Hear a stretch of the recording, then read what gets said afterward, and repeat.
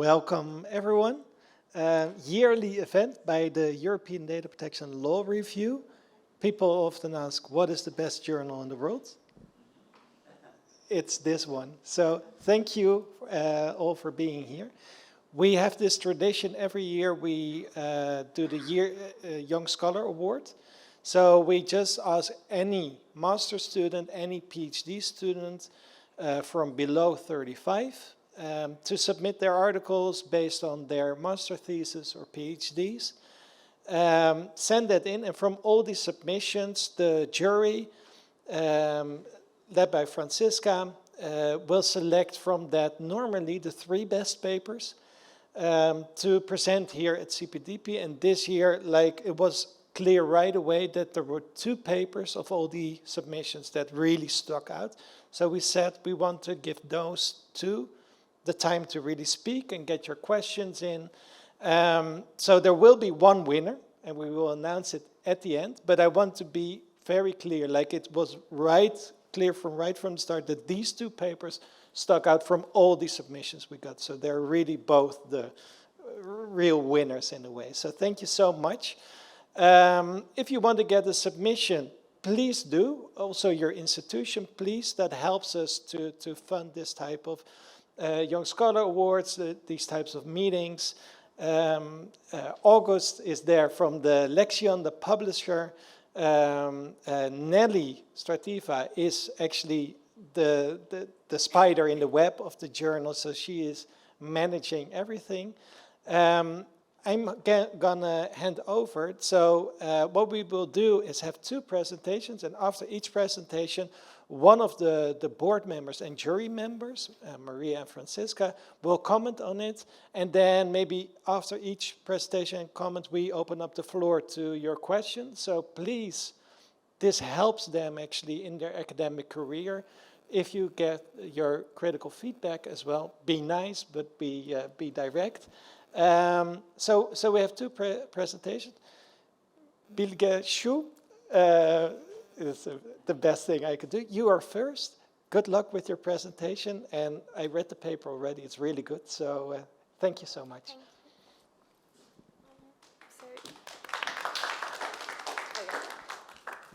So hi everyone. My name is Bilgesu. I'm a PhD student at KU Leuven.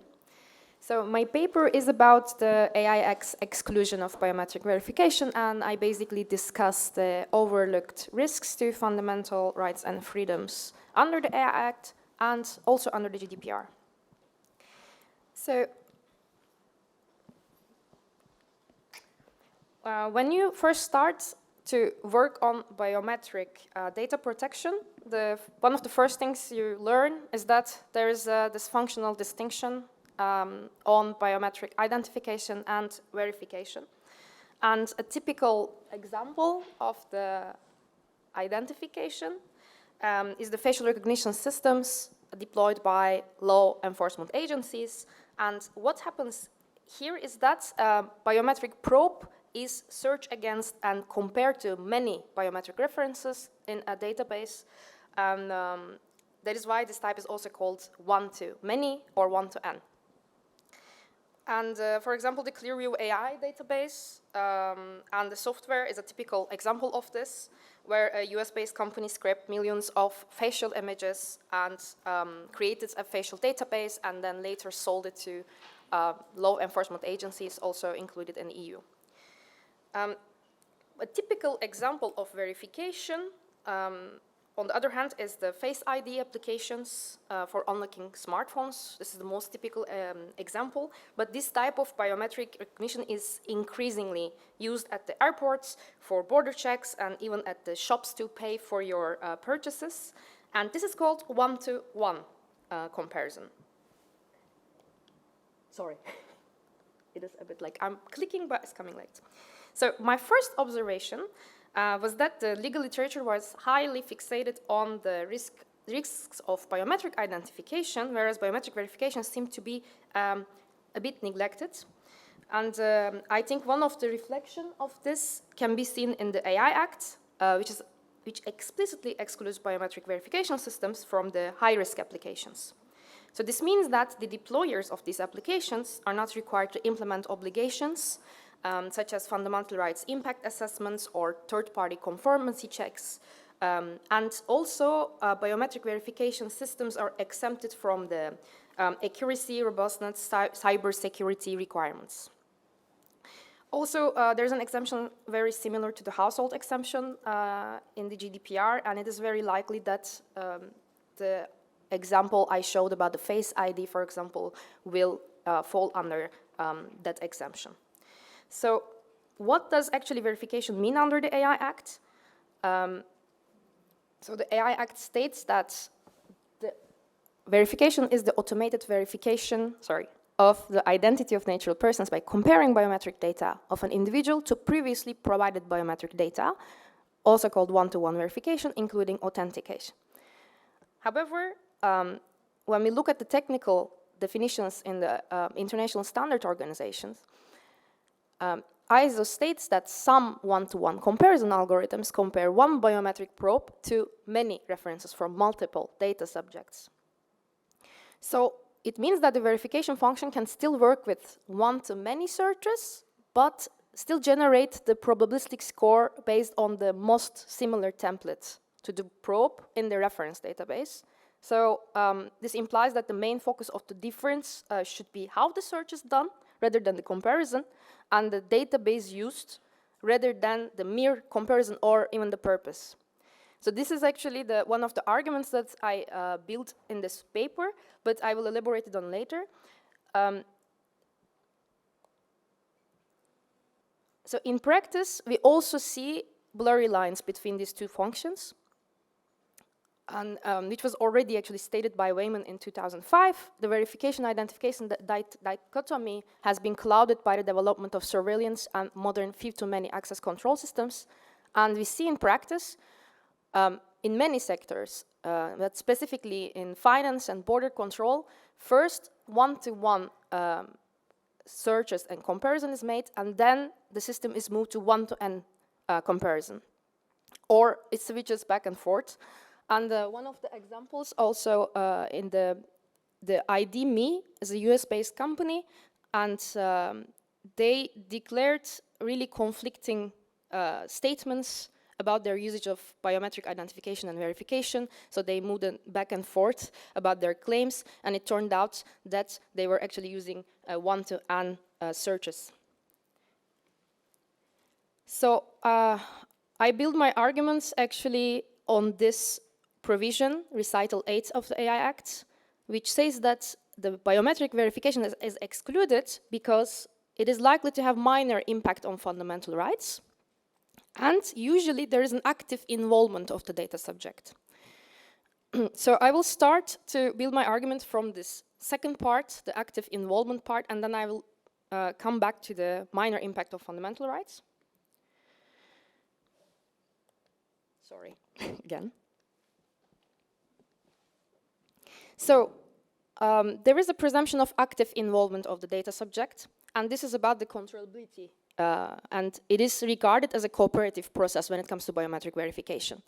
Kind also says in 2013, before the GDPR entered into force, biometric data processing or verification has the potential to be more controllable from the point of view of the data subject involved.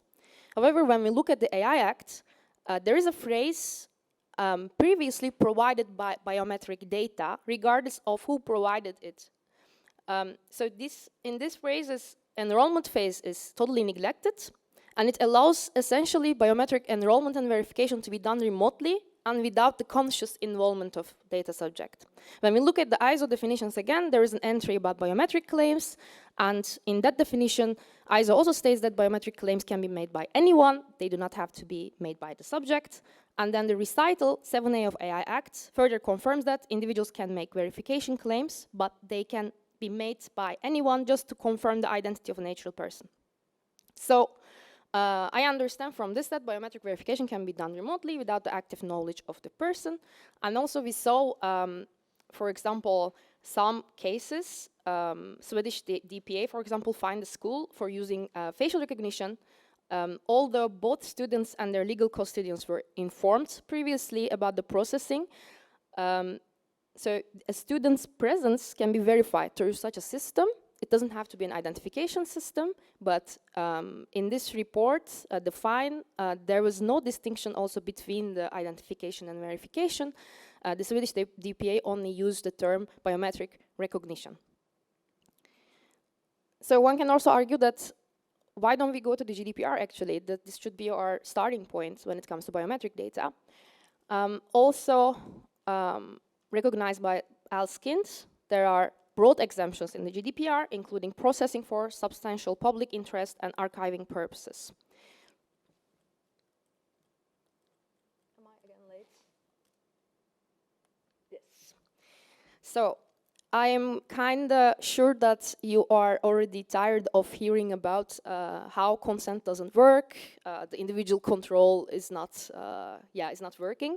But I have to say this over-reliance on consent is problematic and desensitizing, as mentioned or analyzed by many scholars. So data subjects often compelled to consent without fully understanding the terms or what's really happening behind the scenes. And when it comes to biometric algorithms, there is sensitive data processing and complex algorithms, which makes risk assessment difficult for individuals.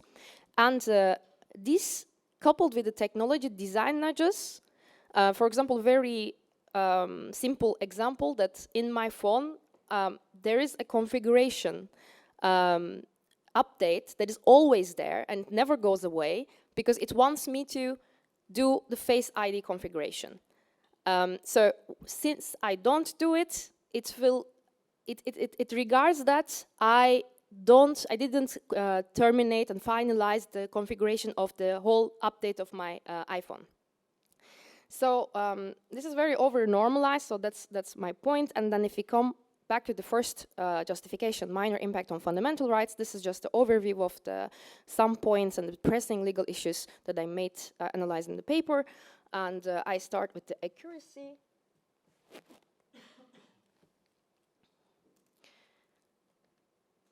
And here, so the most important thing about this is that biometric algorithms are inherently probabilistic, leading to false positive or negative, so they are not accurate still. There is a long way to go. And the accuracy include, of course, race and gender biases, but these are, again, the most pressing biases, let's say, because there are more to it, even for elderly people, for example, it doesn't work, etc. But the point here is that the training phases of both for identification and verification works the same, exactly the same. If you talk to computer scientists who work on biometric data, you can ask them the difference between verification and identification, and they will usually tell you that there is no difference. The reason for that is the training of the algorithms are exactly the same. And both functions work with similarity thresholds, basically predicts about 2 images similarity score. So also, even if the percentage of the inaccuracy in some tests are very low, let's say in 250 million of people in the border checks in the EU, when it comes to this much of a large set of data subjects, it becomes a large-scale problem. So one of the examples of this is the Manyang case from the UK. And so Manyang was an Uber Eats driver, and he was removed from the system because the system couldn't correctly verify him. And after a couple of times, he was removed from the system, and it turned out that the software was developed by Microsoft, and Microsoft has actually previously admitted that the facial recognition software worked less well for people belonging to ethnic minorities. So this example also shows that biometric verification may cause, apart from the discrimination bias, economic hardships also, and it is very difficult to contest the processes based on biometric data because it provides a single proof of truth, authentic source of truth that is very strong. This brings us to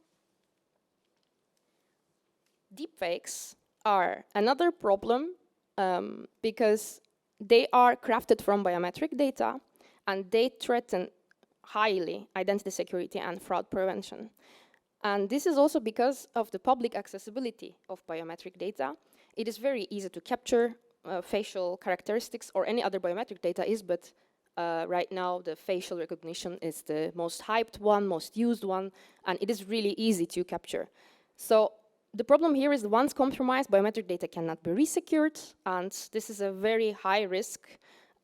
Once it is out there, you cannot get it back. And when we look at the AI Act, there is a transparency obligation. So the AI-generated content should be disclosed. But this is, in my opinion, is a very naive obligation and even expectation that the fraudulent actors should expect them to be transparent about their deepfakes. And when we look at the GDPR, there is the right not to be subject to automated decision-making, and biometric algorithms, also according to Shufa case, falls under automated decision-making. But according to some authors, Article 22 offers weaker protection compared to Article 9 because the processing is, first of all, not prohibited by default, unlike Article 9, and how to exercise this right is not clear. Also, Solove argues that the attention here should be on the quality of automated decision-making rather than the right to object. So despite active participation, the risk of impersonation remains a critical concern. Yeah, and while we're coming to end, one of the last, the technical design concern actually, is the storage of biometric data. And it has been also said and warned by legal scholars for many years that centralized storage solutions shouldn't be used to store biometric data, such as cloud databases. Why? Because they are prone to encrypt, data can be repurposed without legal basis, and most importantly, they can also be linked across databases, and they also have inherent security risk because they are single point of failure.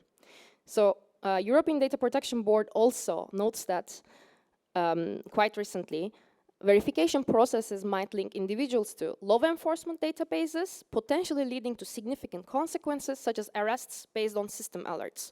So the point here is that the database used for verification can easily be used for identification.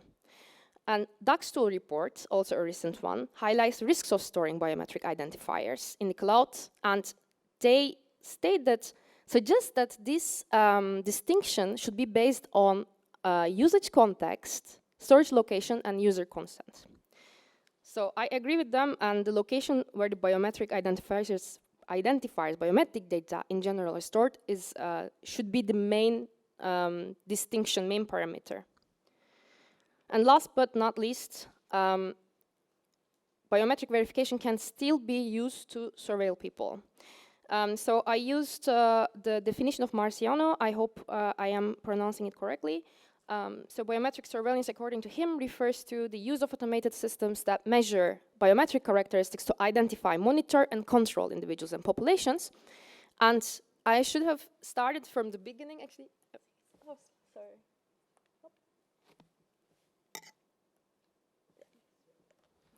Thank you.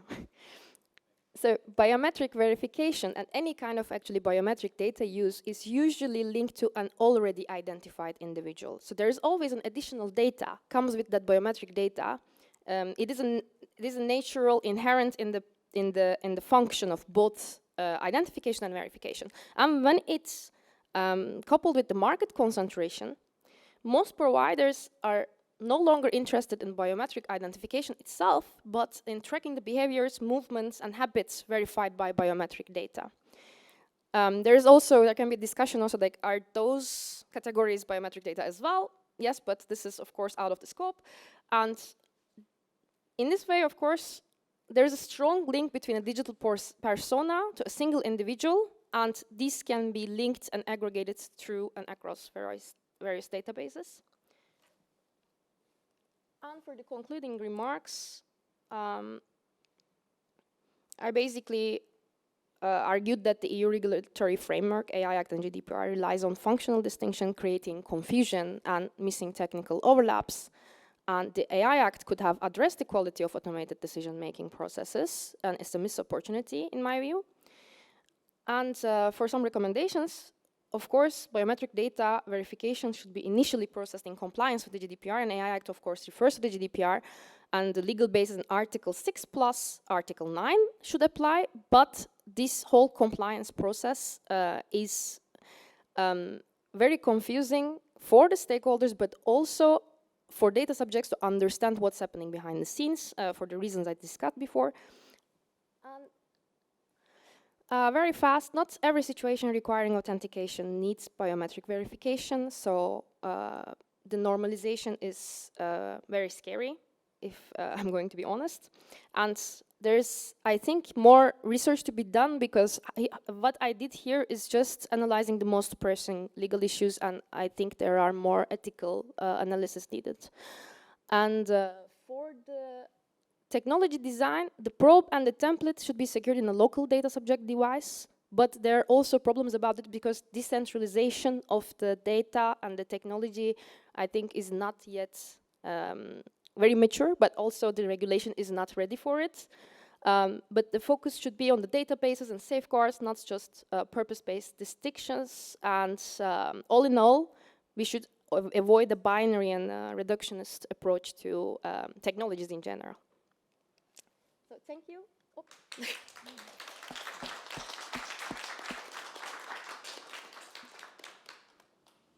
Thank you so much. Maria is going to give her critical comments. Yeah, thank you, Bart, and thank you, Bilgesu, for this very interesting paper and a brilliant presentation. Really well done. So I really enjoyed your paper, and in particular, I liked that you focused on two different kind of axes, if I can, or layers. So on the one hand, this comparison between biometric identification verification, and then looking at two regulatory instruments as well, the AI Act and the GDPR. So I guess, and I will keep my comments short so that we can have a discussion with the audience and Q&A on your paper. So I have, I guess, two comments, and they're kind of two questions for you as well. So I was wondering, what is your main argument in terms of a normative approach, I would put it like that, and I'll explain what I mean, and what is your main argument is the second part of my question in terms of kind of legal or regulatory approach. So in terms of normative, you say a lot, and you said in your presentation, but also in the paper, that there are blurry lines between identification, biometric identification, biometric verification, and I got kind of that is problematic. So what should we do? Should we propose that we kind of don't want this distinction? We just don't want to, should get rid of it, and then we should have just biometric, you know, whatever you call it, biometric recognition, I don't know, that we call it something else, and then we get rid of the problem. Is that what you're suggesting? And then how does this, let's say, reflect on your kind of more legal or regulatory suggestions and proposal? Because as far as I understood it, it was that, again, the AI Act tried to regulate something, but again, there's a problem, maybe function creep as far as I understood. So we start with kind of verification, but people are doing identification, but people are actually doing verification. And so, and also the GDPR doesn't address it sufficiently, or again, it might kind of touch on it, but it's not enough. So I don't know if that makes sense. Those are my two comments. So can we get rid of it? What would you propose normatively, like thinking of it in more abstract terms, an abstract level? Should we get rid of these distinctions? We don't need them. And then we should treat whatever is biometric data in the same way. Or we do need it, but we need a better distinguished factors, and then how does it reflect on the law? Yeah, I guess those are my comments, but thank you so much for a very interesting paper. Thank you. Thank you so much. Great comments, really. So actually my purpose when I was writing this paper, also you see in my research question, so I will start with the normative approach. What is my normative claim, actually, or argument? So I didn't want to have any normative claim, because of the word counts, the limits. So I couldn't really elaborate on it much, but But I think we shouldn't get rid of it, the distinction, and we should make even more distinctions. So this can even be about the modality of the biometric data. For example, we talk about face all the time, but there are behavioral characteristics. When you look into it, even the location data can be categorized as biometric data. So it is very broad. It can be health data, it can be genetic data. So in my opinion, there should be more distinctions. For example, as I said, there should be a distinction about the storage, or that who's having the access to the template, then who are actually these actors, and what are the scope of their accountability? Are they processors or controllers? And so, in my opinion, the EU legislator is trying to be, as we know, always try to remain techno-neutral, but in many cases we see that it doesn't work. And here actually there's a mess about it in the AI Act. The Annex 3 starts with biometric identification. And then we go to emotional regulation. And then we still claim that we remain technology neutral. And then there are context dependent also exemptions, for example, education, children or borders. So while trying to regulate everything and trying to stay techno-neutral, I think there should be more distinctions even in the regulatory approach, because otherwise there is a mess. So yeah, I don't think that the distinction should be removed, but it shouldn't be a binary distinction. I don't think that it is a very basic distinction as it is now reflected in the AI Act. And when it comes to GDPR, actually, I discussed it a bit in the paper, but I didn't have time to put it in the presentation, that there is an ongoing discussion about whether biometric verification is included under the protection of the GDPR, Article 9. So while we're discussing this, on the one hand, the AI Act is still having this very clear exemption. Then, yeah, one can ask that how actually biometric verification or biometric data under this context is protected. So will be, I don't know if it's clear, but yeah, no, thank you very much. Thank you so much. So time for questions. I will kick off with a more general question and then open up for you. So you dive right to the technology and the law, which is good because that's what academics do. But what was the first time you got triggered by this subject, and why did it trigger you? It triggered me because it's been more than 3 years since I started to specifically work on biometric data. And yeah, again, the first thing you learn is a distinction. And then I was actually questioning the grammatical and practical meanings of identification and verification. And of course, biometric identification is different than the identifiability criteria in the GDPR. But if we think logically, every verification scenario, including biometrics, requires an initial identification. So there are identifiers, even if it's not your clear name or so, but there is always a link to your personality, or you can be targeted through it. So why are we then really focusing on this definition? And also, yeah, when I was reading about the biometric data, I saw that even legal scholars are actually very friendly towards biometric verification.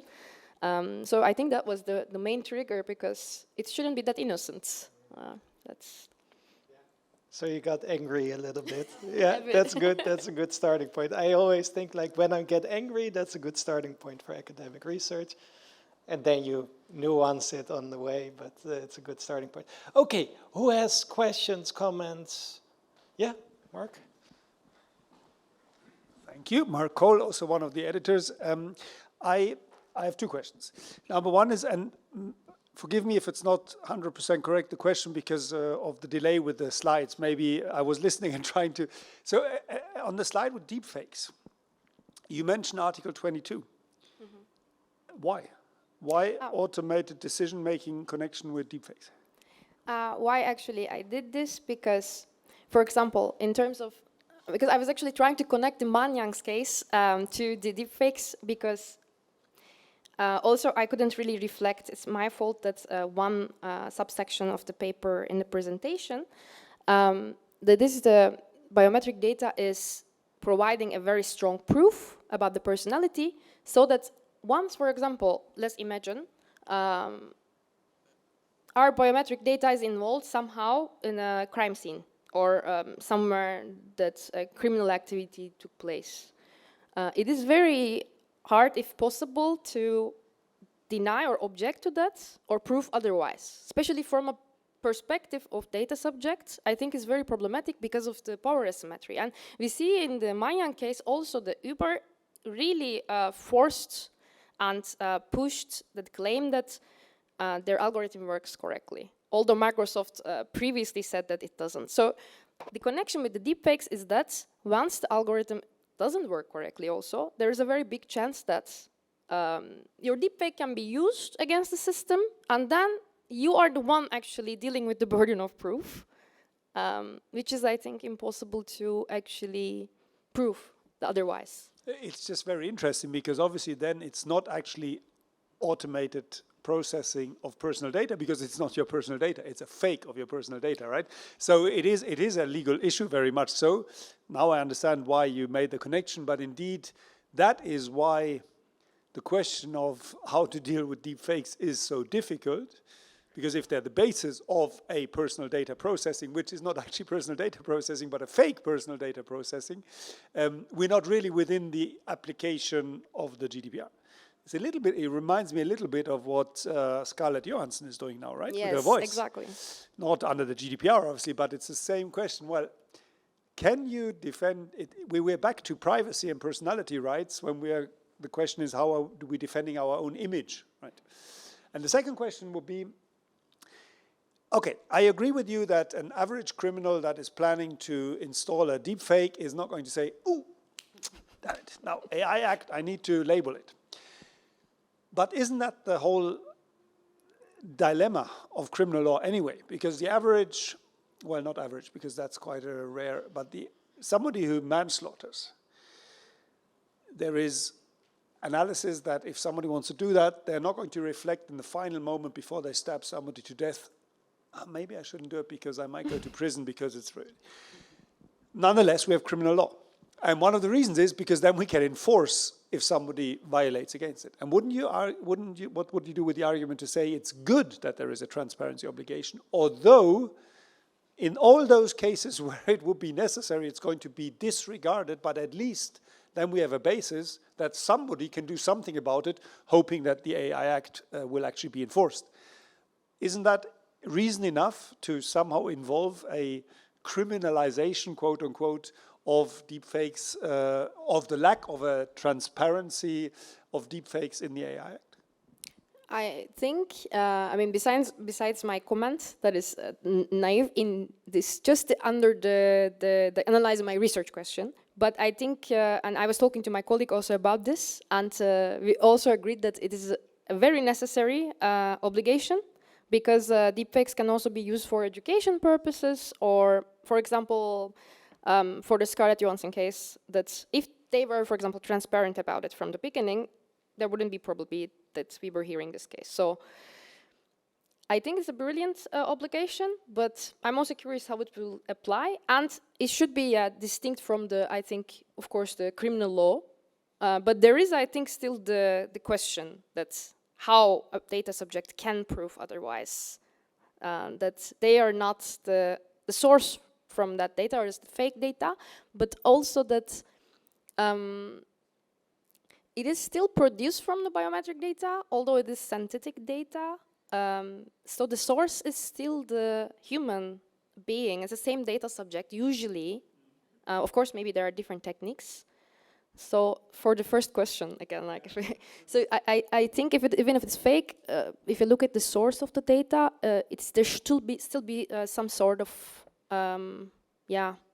Article 22 related consequences, but it's just speculation right now. Yeah, and the other hand, it might be a too broad provision, I think, because anything could be, if it's manipulated, basically it falls under the AI Act definition of deepfake, so it's quite a broad definition. Any other questions or remarks? Yeah. Hi, my name is Yannick. I'm with the Dutch DPA. And in the beginning, you said that your iPhone isn't fully set up, that you haven't installed the face verification. And at some point, the discussion went on to deepfakes. And when I hear Apple and deepfakes, I think about the Digital Services Act. Is that included in your paper? If so, why not? No, and actually, I want to look at it, but not for this paper. Why not? Because I'm not, yeah. You're right that the Apple can be considered in that sense, but it would be impossible for me actually to look at like every regulation that is available. But I think DSA is very interesting in terms of any kind of platform responsibility. So when it comes to biometric data, I think it should be also can be a good lens for the further research. What would be your suggestion to look at specifically? Well, one of the things you could look at, there have been guidelines published by the Commission on election integrity, and in there they also mention deepfakes, and these are all sort of soft guidelines, so they're suggestions on mitigation measures that platforms could take, and there they also state, well, you should start already with watermarking deepfakes. So like now we're sort of taking this whole discussion sideways, but that might be an interesting document to look at for inspiration. Definitely. Yeah. I'm getting signs that I should move on, but I agree with this, but it's very soft, all these suggestions, and a bit fake, but it's still good. So thank you so much. It's always a bit of, we know the writing is good, but whether the presentation is also good, we don't know in advance, but it's super good. So now on to Sibylle. Just present your paper as well, and we will get comments from Franziska afterwards. Please take the floor. Thank you for having me today and selecting my paper. So I'm glad to be here to present my research, Harmonizing the Enforcement of the Right to be Forgotten, Navigating New School Speech Regulation Challenges. So my thesis for the PhD is about the right to be forgotten. And, but this paper covers one of the final parts of my dissertation, and it's about speech regulation in the digital era. So, in fact, I started my analysis with research conducted by an American scholar about speech regulation in mind. According to this scholar, the EU has built a triangular model of speech regulation to address new issues that are raised by the involvement of intermediaries such as social network companies and search engine operators, because the way they have altered the way in which speech is produced and accessed. And so this is an illustration that comes from this scholar. And under this triangular model of speech regulation, we have old school speech regulation targeting speakers such as journalists or social network users who publish content. So this would be typically the case for member state speech legislation. And we also have a new school speech regulation.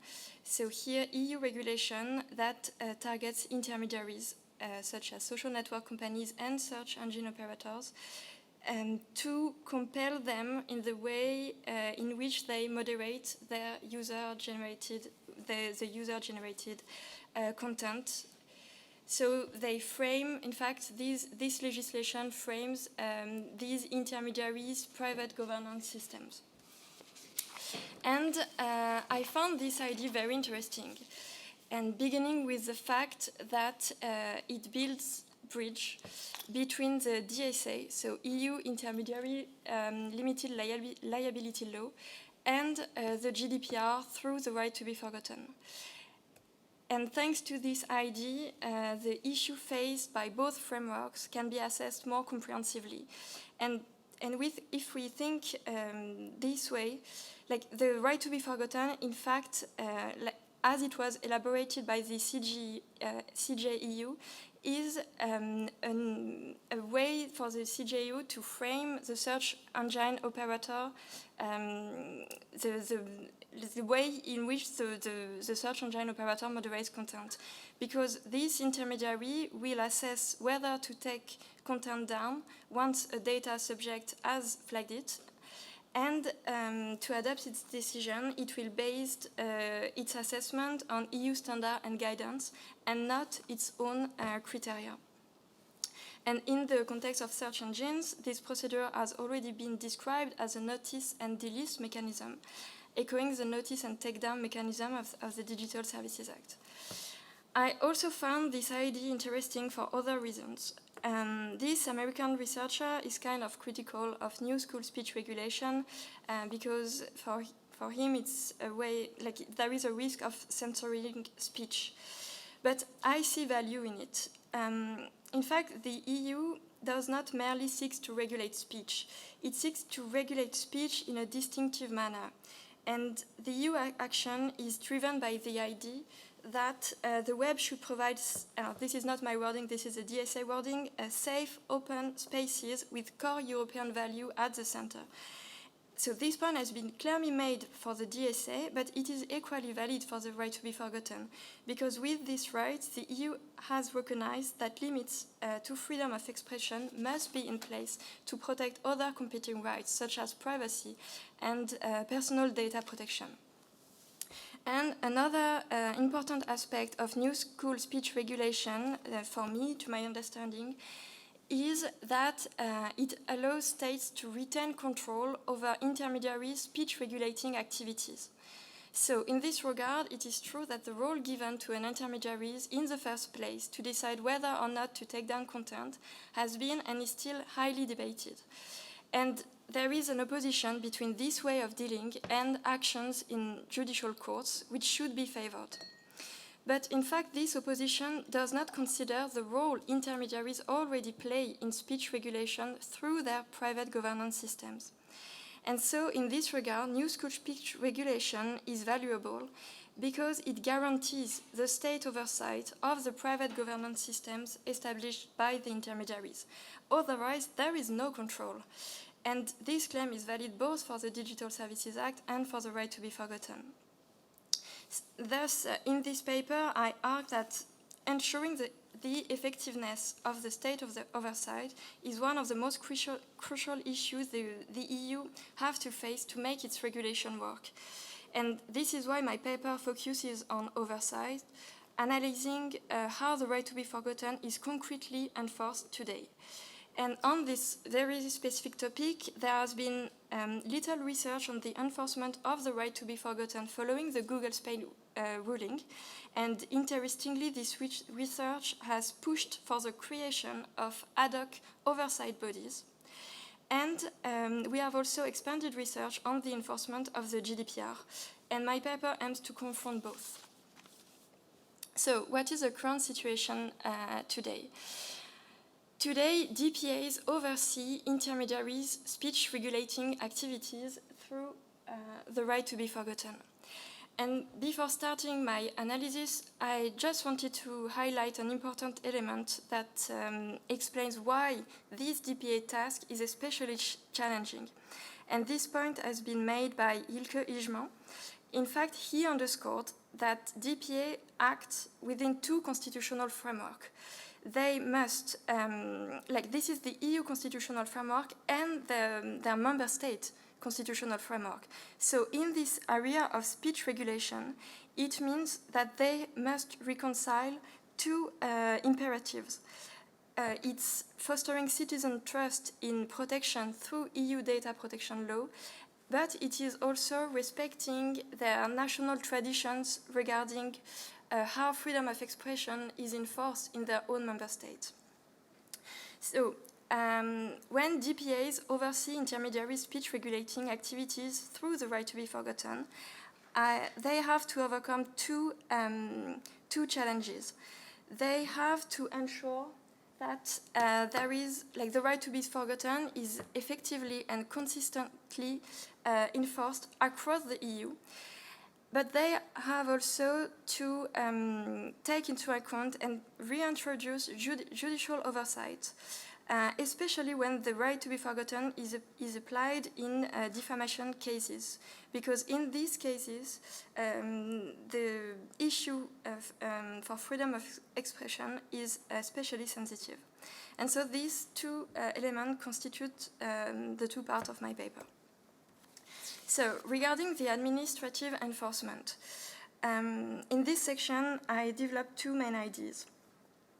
First, I recall the complexity of the GDPR enforcement model, of the current GDPR enforcement model, including the issues DPA currently face and the debates that are happening to improve administrative enforcement and the one-stop-shop mechanism in particular. But then, in the second part, I explain what this enforcement system means for the application of the right to be forgotten. And here, I will just take one example.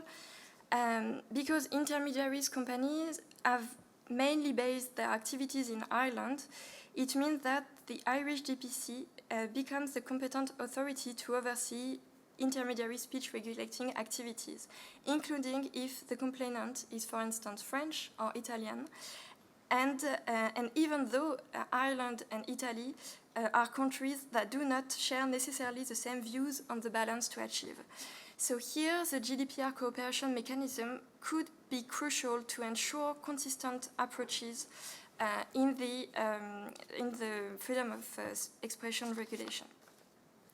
But I also wanted to shed light on an overlooked aspect of this DPA activity. A CPDP paper has identified the DPA's role as leader, authorizer, police officer, or complaint handler. But in fact, when DPAs deal with right to be forgotten complaints, they fulfill another distinctive role. They oversee intermediary speech regulating activity. They act as new school speech regulators. So, in my view, they should fully embrace this role to improve the enforcement of the right to be forgotten. So, for instance, it has already been said that intermediaries must be transparent when they deal with right to be forgotten requests. But this claim is equally valid for DPAs. They should feel accountable to the public regarding how they perform their role of new school speech regulators.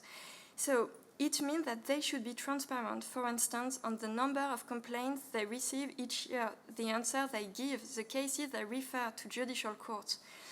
And also, I think that they should also cooperate at the EU level on right to be forgotten complaints, for instance, in an EDPB subgroup or a task force, to exchange about their different practices, to mutualize their oversight of intermediaries' removal forms.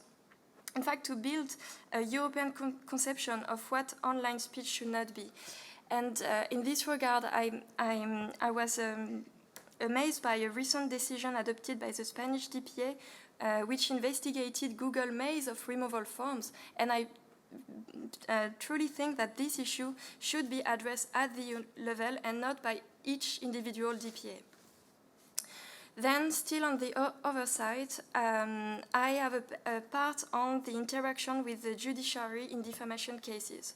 So, in fact, new school speech regulation raises significant challenges because the judiciary is absent from the process.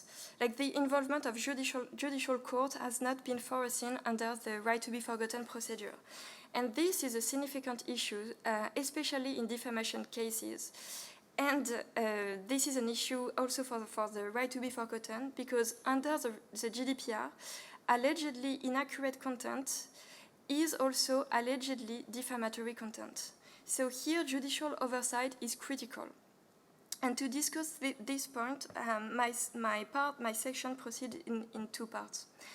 So, First, I recall something that has already been a point that has already been made clear regarding EU intermediary limited liability law. It is the fact that the assessment that an intermediary and a DPA make regarding the inaccuracy of content or the defamatory nature of the content can only be limited because they are not judicial courts. So I just explained how this question was addressed in the context of EU intermediary limited liability law, but I will not dive into this specific aspect here. I just wanted to highlight an important decision adopted in this area by the CJEU in December 2022. With this decision, the CJEU paved the way for delisting allegedly defamatory content on search engines while preserving freedom of expression. So in the main, the CJEU held that delisting must be granted by the search engine operator, provided that the data subject brings enough evidence that the information is manifestly inaccurate. And the DPA will limit themselves to assessing whether the search engine has considered all the elements brought by the data subject in this regard.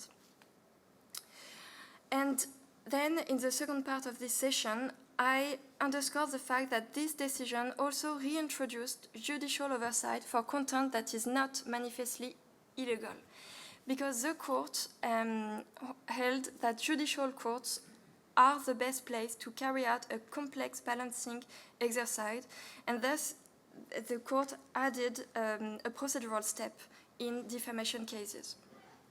However, there is still a significant issue that need to be solved. In these cases, when the content is not manifestly illegal, should data subjects base their action on their member state defamation law or under the GDPR when they go to a judicial court? So this issue is very sensitive because in fact it masks another question: should EU data protection law preempt member state defamation law? And even though defamation law is not an area harmonized under EU law. So this is a critical question, and I will just provide one example. Member state defamation law usually includes time limit requirement to preserve freedom of expression. And at least it is the case in France, where there is a time limit of 3 months from the publication to challenge the content in court. So if the data subject action is brought under French defamation law, they must act within 3 months. But this time limit does not exist under the GDPR. So in my paper, I put some elements to contribute answering to this question. And I think an important line here must be drawn between delisting on search engines and deleting on social network. I think that based on research that has been conducted in France regarding this relationship between the right to be forgotten and defamation law, I think that member state defamation law could be disregarded when this is a delisting that is at stake, because the right to be forgotten in these cases only deals with the delisting, not the erasure of content, and it's only the delisting of name-based searches and not a full and complete delisting. But still, I completely understand if others have different views on that.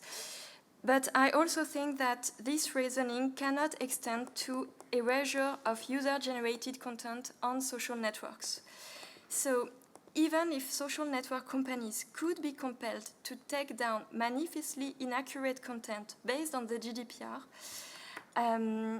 I think that when content whose illegality is not manifest, member state defamation law should apply. And in conclusion, yes, thank you, I completely forgot to with the slide. In conclusion, I think that analyzing the enforcement of the right to be forgotten unveils the fundamental change regarding speech regulation that is undergoing. and it sheds light on the decisive role of the state's oversight. The right to be forgotten, construed as a new school speech regulation tool, raises new challenges. It gives an unprecedented role to DPAs. And it also requires navigating a complex web of interaction between laws and procedure at the member state and at the EU level, especially in defamation cases. And I think that the stakes are high, because if successful, this enforcement will affirm the EU's capacity to oversee intermediary speech regulating activities and also foster the creation of a distinctive EU online environment contributing to European integration. And I conclude my article by recalling the principle of sincere cooperation, which I think is more than ever necessary in this sensitive area of speech regulation. So this is my final words. Thank you.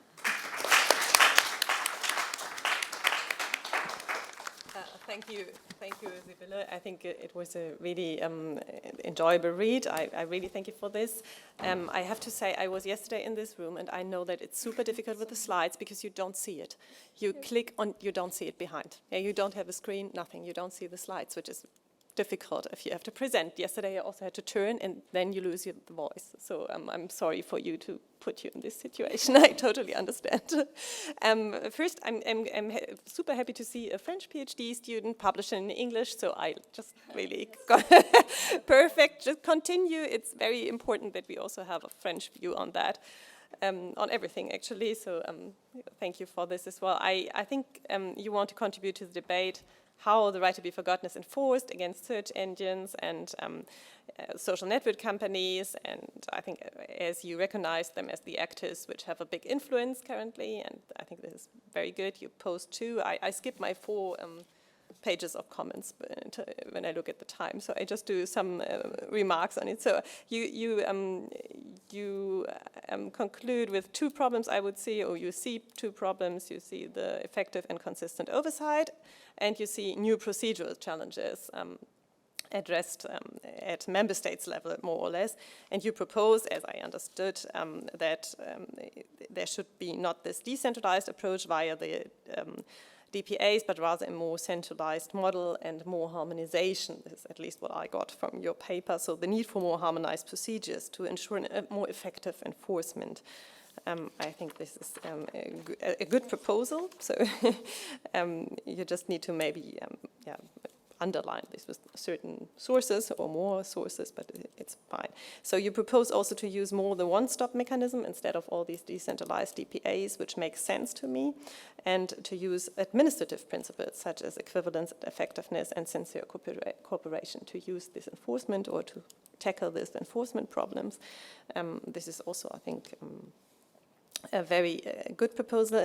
I just was asking myself, and maybe I ask you, because you refer to the enforcement of, let's say, more or less what we call in IP law, the notice and take down approach. I think it's known from IP law, and you could use it actually in your paper to support your argument, to say that there is a procedure in IP law. You could also possibly apply it to enforce the right to be forgotten, at least make an analogy to see whether that exists. And I wanted to ask you whether you thought about using this parallel to IP law or not.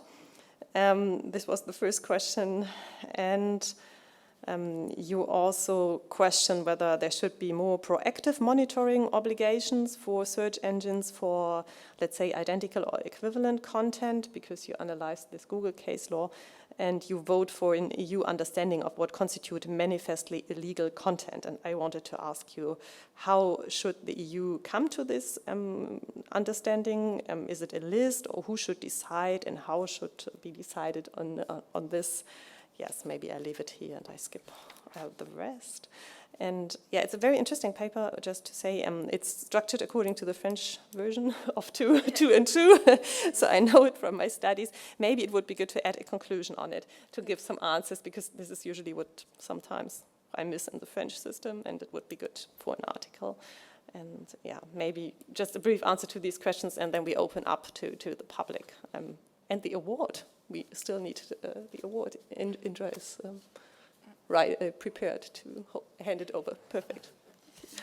Thank you very much for your question. I completely agree regarding the mechanism of IP law, and in fact I think this mechanism, as well as the notice and action mechanism of the Digital Services Act and the notice and delist mechanism of the CJU in the Google Spain ruling, in fact are all about the same issue. It is about framing intermediaries, moderating activities. And like in this paper, I focused on notice and actions under the Digital Services Act, but and under the right to be forgotten enshrined in the GDPR. And for IP law, I agree, and I also I put it a bit aside because I also saw that in these areas the EU has increased intermediaries' obligation, including by requiring them to obtain an authorization of.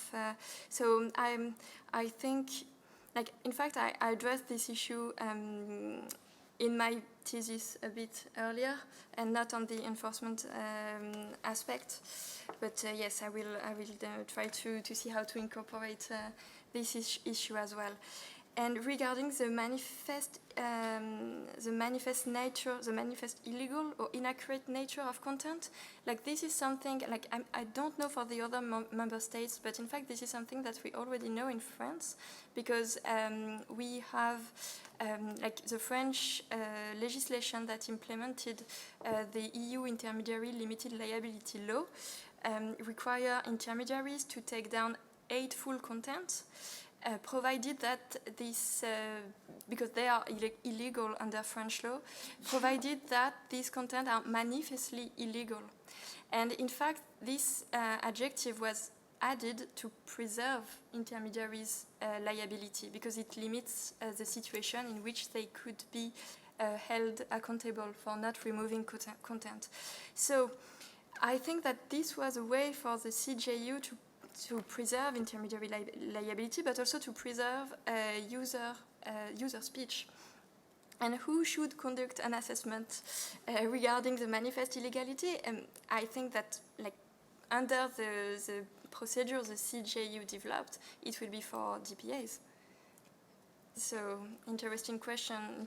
Also raising, it also push for more cooperation between DPAs on the assessment of right to be forgotten complaints. Thank you again for a great presentation. So, question, Mark again? Someone else? Mark or not? No. No, we have just 5 minutes left. Yeah, I know. So we just... That's why he didn't want to give me the mic. Yes. Well, we can also skip it. I mean, I thought we have only 2 presentations. We have ages to discuss. You can't come with a topic like that and not let me answer. I originally come from media law, so okay, fantastic. Thank you very much for dealing with that topic. Looking forward to the thesis. Not completed yet, right? Not completed. Okay, so, and it's in French, so I'm looking forward to read it then in French when you're publishing it. But it's good you're publishing the article, or it's here in English now, the discussion. I have a number of things, and no, Franziska, I'm going to limit it to 2 points. I think one that is important is, think about the following. You have put the finger into the wound that the DPAs are having roles which will clash with the roles of other bodies under the DSA. They have already been clashing previously, but now it's becoming more evident because the without prejudice formulation in all these new digital laws doesn't really work. And the Bundeskartellamt Meta case of the CJEU might be the path forward. There it's more explicit on how competition law authorities can respect data protection violations, but if they do so, they have to take into consideration. Think about that when it comes to freedom of speech issues, not in individual freedom of speech cases, but when it comes to the media. Because the media oversight is by national regulatory authorities, at least when it comes to audiovisual media. And then you actually get the same question of cooperation that you might be able to look at. It's looking very far ahead, but I think that could be something which well, maybe a future paper as well, but would be very interesting. It's something I've been trying to deal with, this institutional cooperation. And the DSC is certainly not the solution, because the Digital Services Coordinator won't help to break up this clash. But the question to you is, why do you argue that there is no judicial involvement? Because both under the DSA, it says there has to be out-of-court settlement procedures when it comes to moderation of content, but it doesn't say it prohibits that these cases go to court. And also for right to be forgotten cases, at least when it comes to media, we have quite a few cases where media claim, no, we're not going to take down the content because the right to be forgotten doesn't extend to here. And for example, the Standard Verlagsgesellschaft GmbH case before the Court of Human Rights, number 3 case of, I believe as well, December or so 22, goes exactly about that question, where the DPA was involved, but then afterwards the question was it wrongful that the newspaper did not delete from the online archive under right to be forgotten a specific item? So for me, the subsidiary review by courts is possible. So why do you say it's excluded? It is possible, but it is not mandatory. And so maybe this is, like, under the right to be forgotten, like, the data subject has an option to go before a DPA or to go before a judicial court. But if the data subject chooses to go to a DPA, he has no obligation to go to judicial court. But with the case, the case of December 2022, like, this involvement becomes mandatory. Like, there will be no choice but to go to a judicial court if the search engine and the DPA found the content not manifestly illegal. And this is this mandatory involvement of the judicial court that I wanted to, and I think it's a good solution, and I think the judicial court must be involved in the right to be forgotten, in the way right to be forgotten complaints are addressed. Okay, thank you so much for both your presentations. So these 2 papers will be published in EDPL, and I'm super proud of that. And again, both are super good.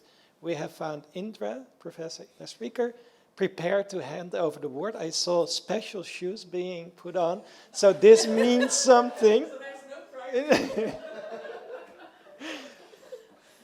May I ask you to step down so that we can do this, both of you, in a proper way, and that we have a picture for the homepage. And I would like to use the opportunity to just say a couple of sentences. The first is EDPL is the most competitive privacy journal in Europe. We have a rejection rate, and I don't have the actual numbers because I had to, it's somewhere in the 70% range. Would you join me here? It's somewhere in the 70% range, so that both of your papers will be published is a great, great thing in itself.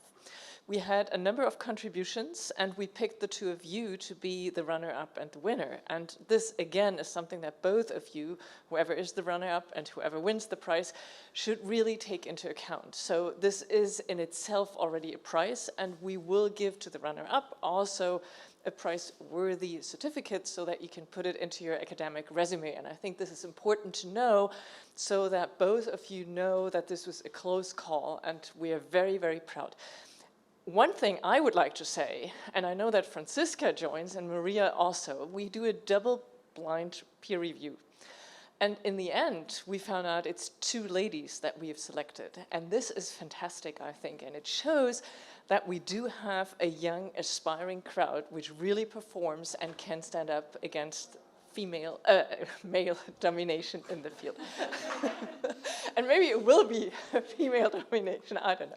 Having said all of this, and of course we're playing a little game here to get the excitement high, it's my fantastic task, and I thank it to Bart that I was able to do this, I don't know why, that I may present it to Bilgesu Summer for your paper. Congratulations.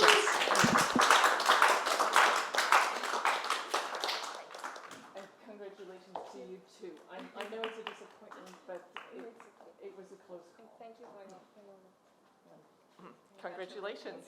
Now we're putting you in the middle, please.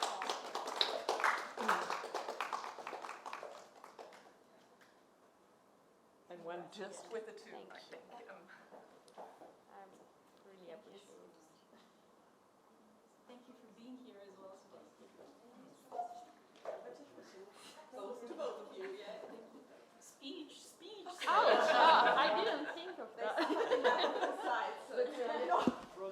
And maybe you should realize that this is so important that the European Data Protection Officer comes and wants to see what the young generation is doing. Thank you so much. And yeah, I'm really emotional right now because like both of my supervisors from masters and from PhD now, and my colleagues and my professor Elena Costa is also there, and it's like everybody I value actually and wanted. The people, I really wanted them to see me like this and like hear my presentation. Are you all here?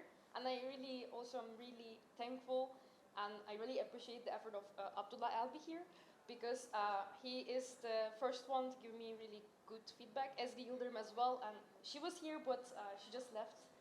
So I am so grateful. Thank you.